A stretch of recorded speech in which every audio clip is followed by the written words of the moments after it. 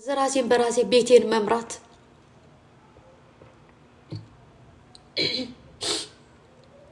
ማሄ ይሄንን አምጪ ከምትለኝ አንድ ሴትዮ ማሄ እንደዚህ ስሪ ለራሴ የምር ምን አለ እግዚአብሔር እሺ እስከ ዛሬ ፈትኖኛል አይደለም ከልጅነት እስከ እውቀት ፈትኖኛል አይቶኛል ስንት ነገር አሳልፌያለሁ በዚች እድሜ ግን ከዚህ በኋላ ምን አለ እንደው መሞቻ ቀን በዛ ላይ እኔ አላውቀውም አይደል አሁን ደግሞ ራሴን ለማጥፋት ተነሳው ምን ትላላችሁ በቃ ሁሉም ነገር አስጠላኝ እናቴ ትሙት በዚህ ሰዓት ማለት ነው በእርግጥ አባቴ ጥሩ አልነበረም ለኔ ግን አባቴ በኖረ ብዬ ተመኘው አባቴ ለኔ ጥሩ አልነበረም እናቴ ትሙት ነው የምላችሁ እናቴ ናት እንጂ ለኔ ብዙ መስዋዕት የከፈለችልኝ አባቴ ለኔ ጥሩ አልነበረም ያንን ደግሞ እኔ እዚህ ጋር መጥቼ መናገር አልፈልግም ግን በዚህ ሰዓት በኖረና ችግሬን በነገርኩት አባት መከታ ነው ይባል የለ ምንም ቢጣላችሁ ራሱ አባት አለኝ ብሎ ማውራቱ ራሱ ትልቅ ኩራት ነው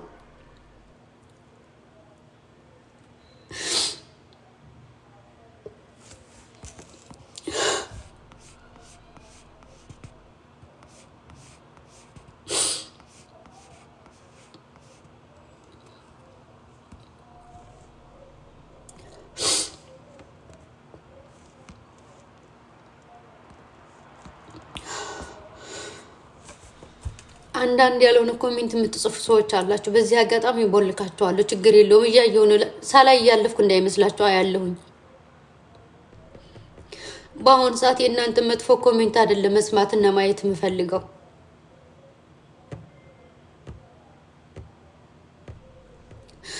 እኔ በህይወቴ ሰው ጠይቄ የማላውቀው ልጅ አንድ ሰው ጠየቅኩኝ እንዲረዳኝ ማርያምን ነው የምላችሁ በውስጥ ድረስ እጅ ጠየቅኩኝ እንደገና ደግሞ መሰጅም ጻፍኩኝ ቢያንስ መሰጁን አይቶ እንኳን ይመልስልኛል ብዬ ማለት ነው አላየውም እንዳይል አይቶታል ግን መልስ መስጠት አልፈለገም አያችሁ እኛ ሀበሾች እንደዚህ ነን ሰው ሲጀገር መርዳት አንችልም ከንፈር መምጠጥ ብቻ አይዞሽ ብሎ መጻፍ ብቻ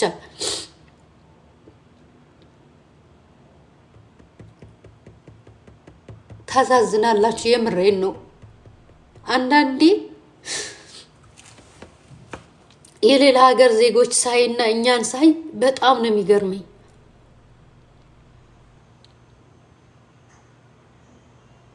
በጣም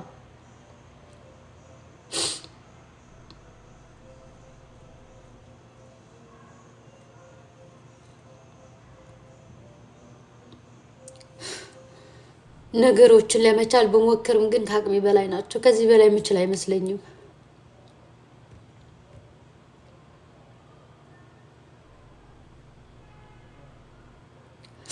እያያችሁ እንዳላያችሁ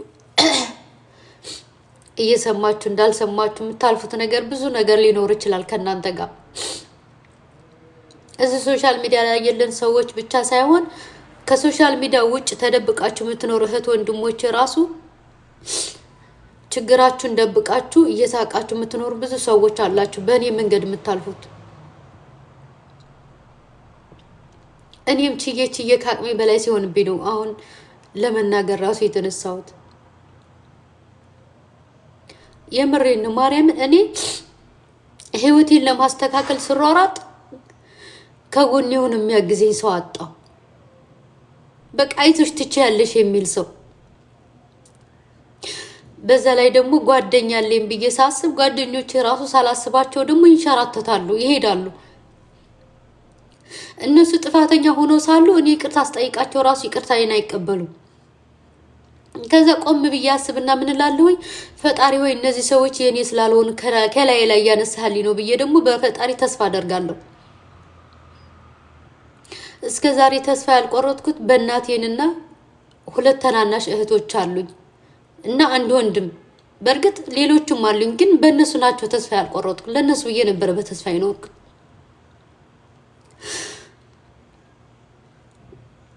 ከራሴ በላይ እንደምወዳቸው እነሱ ያውቃሉ ማርያምን ነው የምላችሁ። ከራሴ በላይ ከኔ ህይወት በላይ ለነሱ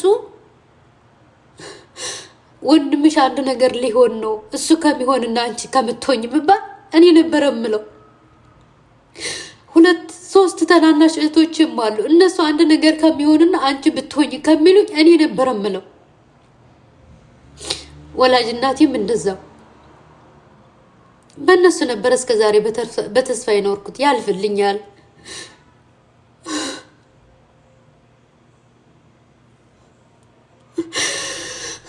እንደሰው ትዳር ይዛለሁ ብዬ ነበረ ማርያም። እንደሰው እኔም ደግሞ ይሄን ሁላ ችግር አልፎ ማወራበት ቀን ይኖራል ብዬ ነበረ። ግን የለም ማርያምን የለም። በተለይ በእኔ መንገድ ያላችሁ ሴቶች ማርያምን የለም። በቃ አለኝ ብላችሁ ያሰባችሁ ሰው ይሄዳል። ተስፋ ያደረጋችሁ ሰው ተስፋችሁ ማጨለም ነው የሚሮጠው። እናንተ ወደ መጥፎ መንገድ እንድትሄዱ ነው እንጂ የሚመራችሁ ተስፋችሁ እንዲለመልም እንኳን አያግዛችሁ።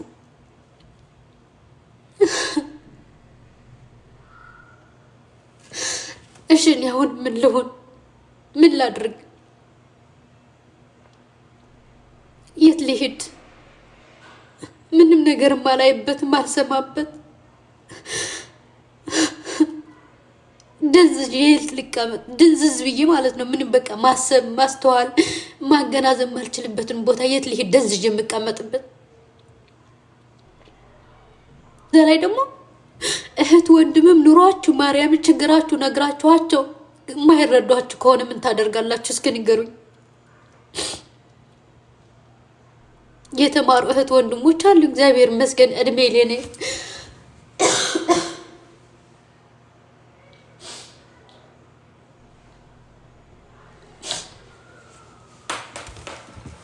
እድሜ ለኔ የተማሩ እህት ወንድሞች አሉኝ። ያልተማረ ሰውስ ነው ያልተማረ ሰው ቢሆን አይረዳኝም ትላላችሁ። የተማረ ሰው ይረዳል ይባል ይል እንዴ? ለምንድን ነው እነሱ እንኳን ሲነግራቸው እኔ ስነግራቸው ችግሬን የማይረዱኝ? ፊቴን አይቶ ለምንድን ነው የማያነቡኝ? ለምንድን ነው በምን አይነት ችግር ያለፍኩ እንዳለ በምን አይነት ስቃይ በምን አይነት መከራ ውስጥ እንዳለሁኝ ለምንድን ነው ፊቴን አይተው የማይረዱት? ለምንድን ነው ፊቴን የማያነቡት? እስኪ ንገሩኝ። እናንተ ብትሆን ምን ታደርጋላችሁ? ትለፋላችሁ መልሳችሁ እዛው ናችሁ።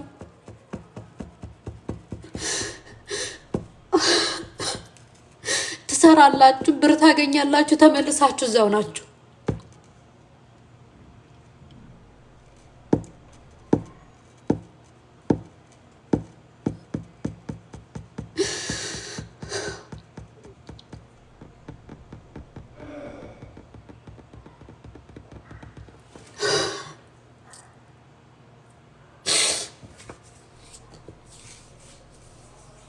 ይሄ ሁሉ ነገር እያሳለፍን ከዛ ህመማችን በውስጣችን ደብቀን ጥርሳችን እየሳቅን ስንወጣ ምን ይላል ሰው? ዋውች ልጅ እኮ ደስተኛ ናት፣ ሞልቶላታል፣ ሁሉም ነገር አላት። እንደሷ የደላው ሰው የለም። እንደሷ የተመቸው ሰው የለም። እንደሷ የተስተካከለ ህይወት የሚኖር ሰው የለም። አባንቺ ደግሞ እጂ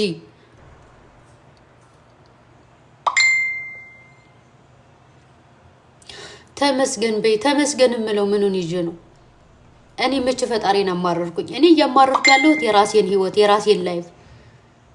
እግዚአብሔር ለምን እንደዚህ አታደርግም? እግዚአብሔር እንደዚህ ያደረገኝ ብያለሁ። እኔ ራሴን እያማረርኩ ያለሁት የራሴን ህይወት።